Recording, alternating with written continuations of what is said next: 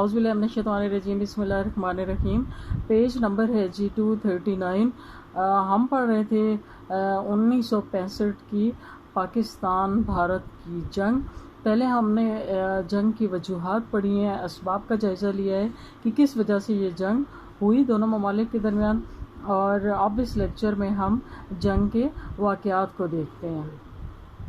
یہ جنگ جیسا کہ ہم نے دیکھا، ستمبر 1965 کو الصبح بھارتی فوج نے لاہور پر 3 اطراف سے حملہ کر دیا، اور یہ ہم ان 3 اطراف کو بارے میں دیکھیں گے۔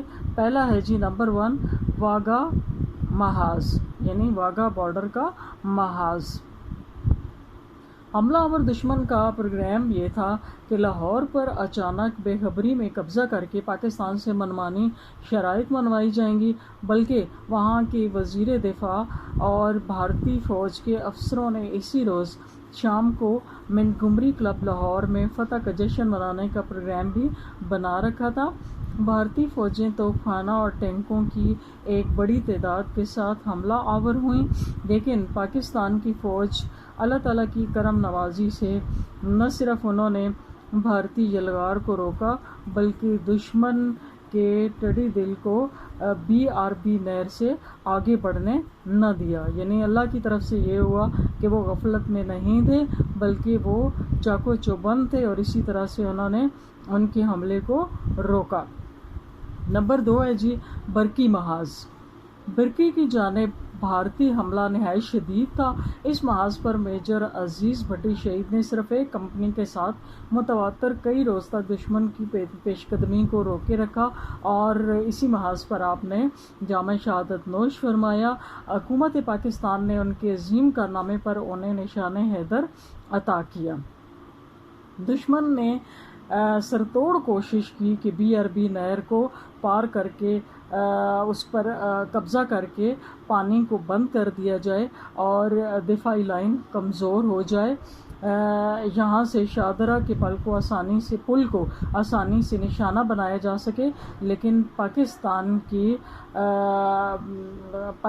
کے غازیوں نے لاہور پر قبضہ کر بھارتی خواب جو تھا اس کو پریشان کر دیا، خاک میں ملا دیا۔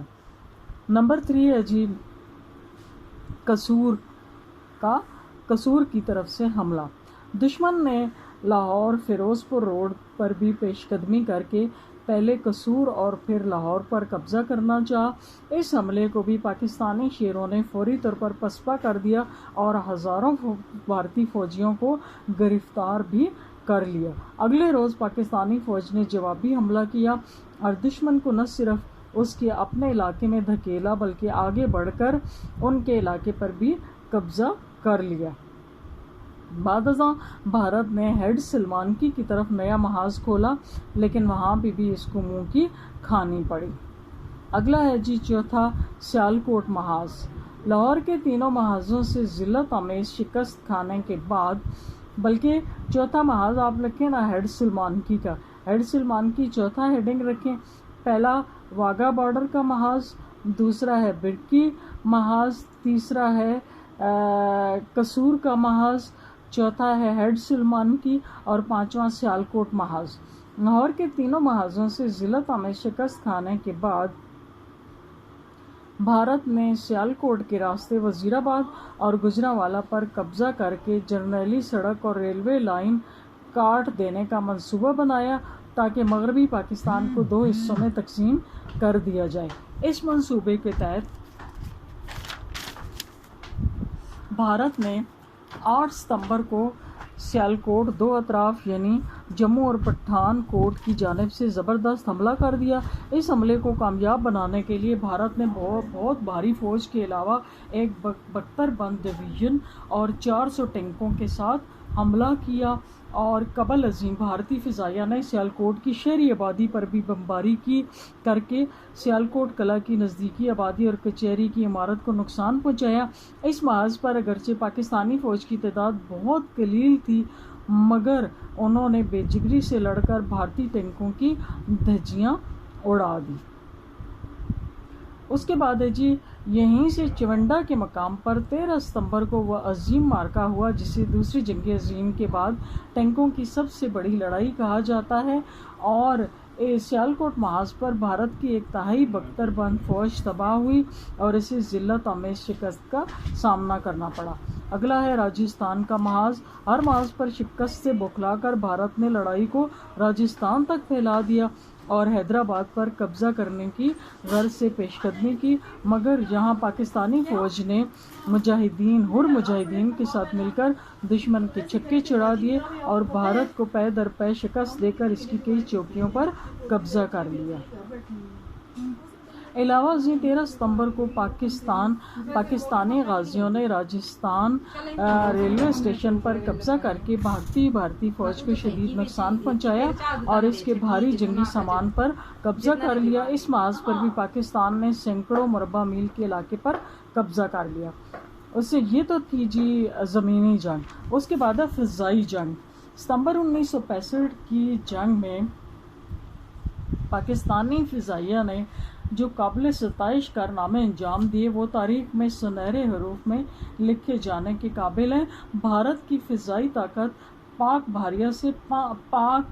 فضائیہ سے پاکستان کی فضائیہ سے 5 گنا زیادہ تھی، لیکن پاکستانی ہوائی بازوں نے لڑائی کے پہلے دن ہی بھارت کے 22 بمبار طیارے تباہ کر کے بھارتی ہوا بازوں پر اپنی برتری قائم کر دی۔ 6 اور 7 ستمبر کی رات کو پاک فضائیہ نے پٹھان کوٹ کا ہوائی اڈہ تباہ کر دیا اور وہاں زمین پر کھڑے 13 طیاروں کو خاکستر کر دیا۔ 7 ستمبر کو بھارتی فضائیہ نے سرگودا کے ہوائی اڈے پر حملہ کیا، لیکن سرگودا بھارتی طیاروں کا قبرستان ثابت ہوا۔ یہیں پر اسکواڈرن لیڈر محمد محمود عالم نے ایک ہی ہوائی جنگ میں بھارت کے 5 لڑاکا ہوائی جہاز گرا کر نیا ورلڈ ریکارڈ قائم کیا۔ مجموعی طور پر اس نے بھارت کے 11 طیارے گرائے اور ستارہ جرت کا قابل فخر اعزاز حاصل کیا۔ اس کے علاوہ پاک فضائیہ نے پٹھان کوٹ، آدم پور، ہواڑہ، جام نگر، جودھ پور، جموں اور سری نگر کے اہم بھارتی ہوائی اڈوں پر ٹھیک ٹھاک نشانے لگا کر بھارتی فضائیہ کی کمر توڑ دی۔ 18 ستمبر کو بھارت کے مشہور شہر امبالہ کے ہوائی اڈے کو تباہ کر دیا گیا اور وہاں پر کھڑے جہازوں کو مٹی بنا دیا گیا۔ 20 ستمبر کو دن کے وقت لاہور شہر کی فضا میں تاریخی ہوائی جنگ ہوئی، جس کو لاہور کے عوام نے پتنگوں کی جنگ کی طرح سڑکوں اور بازاروں میں کھڑے ہو کر دیکھا۔ پاکستان کی شہری آبادی کو اپنے انتقام کا نشانہ بناتے ہوئے بھارتی فوج نے راولپنڈی، کراچی، پشاور، کوہاٹ، سیالکوٹ، قصور، رائے گنج، ملتان، سرگودا پر فضائی حملے کیے، جس سے جانی اور مالی نقصان ہوا، لیکن پاکستان نے انتقاماً ایسا کوئی قدم نہ اٹھایا۔ بھارتی فضائیہ نے مشرقی پاکستان میں بھی فضائی حملے کیے، جس کے جواب میں پاک فضائیہ نے ان اڈوں کو تباہ کر دیا جہاں سے بھارتی طیارے حملہ آور ہو رہے تھے۔ 17 دن کی جنگ میں پاکستان کے 14 جیٹ طیارے اور 2 بمبار طیارے ضائع ہوئے۔ ان میں سے 2 تو وہ تھے جو اتفاقی حادثات اور اپنی زمینی طیارہ شکن توپوں کی زد میں آ کر تباہ ہوئے۔ اس کے برعکس بھارت کے 111 طیارے تباہ ہوئے۔ اگلا ہے جی بحری جنگ، یعنی بحری فوج کے کارنامے کیا تھے اس جنگ میں۔ جنگ کے دنوں میں پاکستانی بحریہ بھی پوری طرح چوکس رہی اور اس نے ساحل پر واقع مشہور بھارتی بحری اڈہ تباہ کر کے ایک عظیم کارنامہ سر انجام دیا، یعنی وہ جو ادھر تھا ان کا بحری اڈہ، اس کو تباہ کر دیا۔ 22 اور 23 ستمبر کی درمیانی رات کو بھارتی بحریہ نے پاک بحریہ کے ایک یونٹ پر اچانک حملہ کیا تو پاکستانی بحریہ نے بھارت کا جنگی جہاز ڈبو دیا اور باقی بھارتی جہاز دم دبا کر بھاگ گئے۔ اس کے بعد ہے جی جنگ بندی۔ اگرچہ جنگ کے شروع ہوتے ہی اقوام متحدہ نے جنگ بندی کی کوشش شروع کر دی، مگر 17 ستمبر کو جب چین نے بھارت کو سکم کی سرحد پر چینی علاقے کے اندر نئی قلعہ بندیوں کو 3 دن کے اندر اندر مسمار کرنے کا الٹیمیٹم دیا تو تمام بڑی قوتیں حرکت میں آ گئیں اور انہوں نے جنگ بندی کے لیے تگ و دو تیز کر دی۔ انہیں پتہ تھا کہ اب بھارت کو پاکستان کے علاوہ چین نے بھی چھوڑنا نہیں ہے، لہٰذا اب انہیں ثالث بننے کا خیال آیا۔ لہٰذا ان ممالک نے کوشش کی کہ 22 ستمبر 12 بجے دن تک لڑائی بند کر دی جائے۔ اس پر پاکستان کے وزیر خارجہ ذوالفقار علی بھٹو نیو یارک پہنچے اور انہوں نے صدر پاکستان کا پیغام پڑھ کر سنایا کہ پاکستان صرف امن کی خاطر اس شرط پر جنگ بندی قبول کرتا ہے کہ سلامتی کونسل 3 ماہ کے اندر اندر مسئلہ کشمیر کا حل تلاش کرے، ورنہ پاکستان اقوام متحدہ سے علیحدگی اختیار کر لے گا۔ بھارتی مندوب کی درخواست پر جنگ بندی کے وقت میں 15 گھنٹے کی توسیع کی گئی۔ تب ان کا خیال تھا کہ 15 گھنٹے ہمیں اور دیے جائیں تو اس میں ہم اپنے سارے بدلے لے لیں گے۔ اس طرح جنگ 23 ستمبر کو سحری کے وقت 3 بجے تک بند ہوئی۔ جنگ کے آخری دن بھارتی فوج نے ہر محاذ پر شدید حملے کر کے کھوئے علاقوں کو واپس لینے کی سرتوڑ کوشش کی، مگر اپنے منصوبے میں ناکام رہی۔ آخر 3 بجے اسے جنگ بندی کرنی پڑی۔ ٹھیک ہے، یہاں تک کافی ہے۔